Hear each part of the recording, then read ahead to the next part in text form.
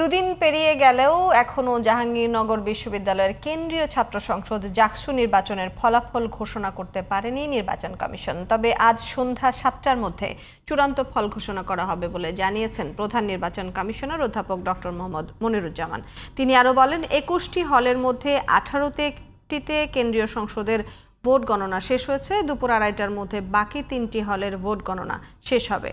আশুলিয়া প্রতিনিধি শামীম হাসান সীমান্তের সহায়তায় আরও জানাচ্ছেন জুবায়ের রহমান।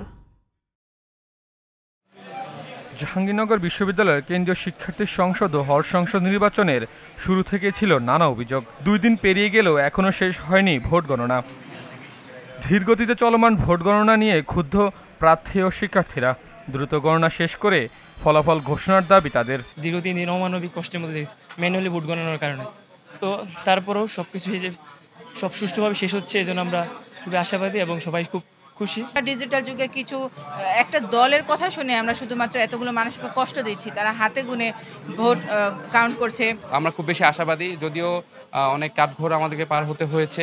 আমরা প্রায় ৩৬-৩৭ ঘন্টা অতিবাহিত হয়ে গেলেও আমরা এখনো ফল পাইনি। তবে আমরা ইতিমধ্যে খবর পেয়েছি যে আমাদের সেন্ট্রাল প্যানেলের প্রায় ১৯টা হলের গণনা কার্যক্রম শেষ। তবে দ্রুত ভোট গণনা শেষ করে সন্ধ্যা ৭টার মধ্যে জাকসুর চূড়ান্ত ফলাফল ঘোষণার কথা জানিয়েছেন প্রধান নির্বাচন কমিশনার অধ্যাপক ডক্টর মোহাম্মদ মনিরুজ্জামান। আপনারা যখন জোরাজুরি করেন একটা সময় বলার জন্য, তখন অনুমান করে বলি, অনুমান তো সবসময় বাস্তবসম্মত হয় না। সেই জন্যই এইরকম টাইমের ব্যাপারে একটু এদিক হচ্ছে। আমার কাছে কোনো ফর্মাল তথ্য নেই, যেহেতু আমি পদত্যাগের কোনো পত্র পাইনি।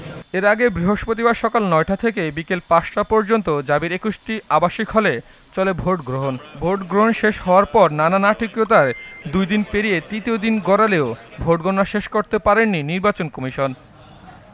Zubair Rahman, GTV news.